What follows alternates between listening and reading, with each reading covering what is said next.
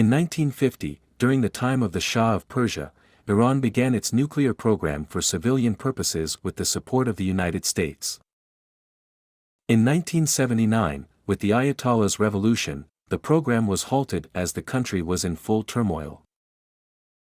At an undetermined date after the new government takes full power, the program is resumed without explicit external support. In 2002, Iran was found to be building a uranium enrichment facility at Natanz.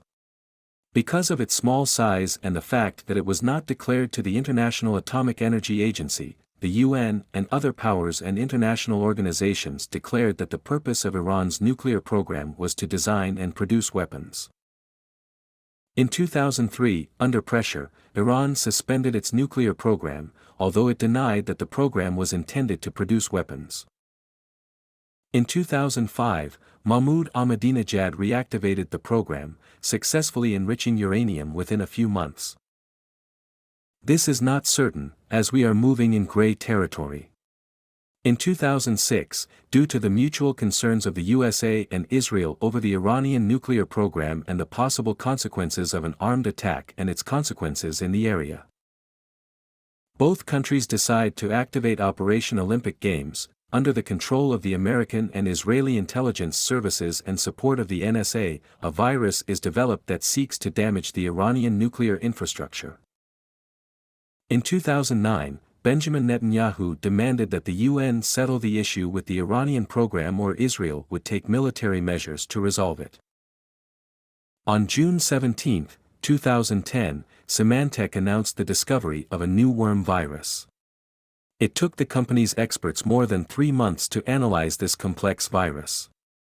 Normally, these experts take between 5 and 20 minutes to analyze conventional threats. 2012 was supposed to be the year in which the original virus was supposed to expire. What is STUXNET? It is a dual-category computer virus.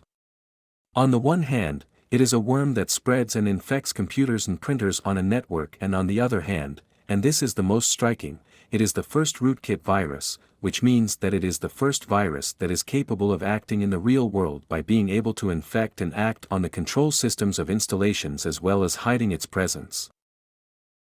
How does it work? The initial route of infection of the virus is through a USB memory stick.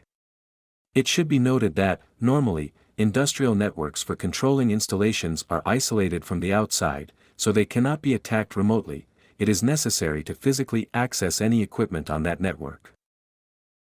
From this initial infection, the virus works like a worm, spreading throughout the network, infecting all computers on the network and only activating on those that have the Siemens Wink SCADA installed.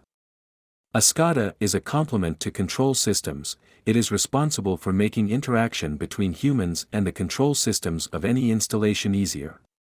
In the attack on the Iranian centrifuges, the virus recorded the installation's data for 30 days, like in the Thief movies.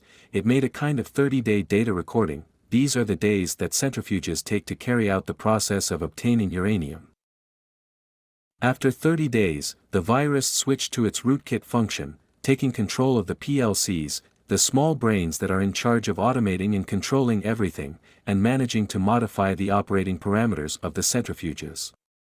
The virus accelerated or decelerated the centrifuge's rotation while hiding these modifications with previously made recordings, deceiving the technicians at the facilities. It managed to control the warning systems as well as the emergency stop button. It had full control of everything, and when the technicians realized it, it was too late. The uranium centrifuges are very delicate elements, and these modifications in their parameters managed to damage them very seriously, leaving them completely useless. This is a very brief explanation, since the virus can also spy, send data, add instructions to the PLC, receive instructions, etc. Consequences. This cyber attack made it unnecessary for Israel to launch a bombing campaign against Iran, thereby avoiding further destabilizing the region. The program was delayed from 6 months to 2 years, although Persian engineers continued their research. This attack raised doubts in Iran and could be one of the many reasons, along with the harsh sanctions, for which on July 14, 2015, Iran and 6 international powers signed the agreement limiting the Iranian nuclear program. In 2018, Trump broke the nuclear deal, escalating tensions and putting the Iranian nuclear challenge back on the international agenda. In 2020, tensions persist as the world watches and waits for the next move in the intricate nuclear dance between Iran and world powers. In 2021, uncertainty continues, and the diplomatic game around the Iranian nuclear program remains a key piece in global stability. In 2023, tensions between Iran and world powers persist in the context of the war in Ukraine, while the fight for nuclear control continues to set the tone in global geopolitics. As we told you in Battlefront.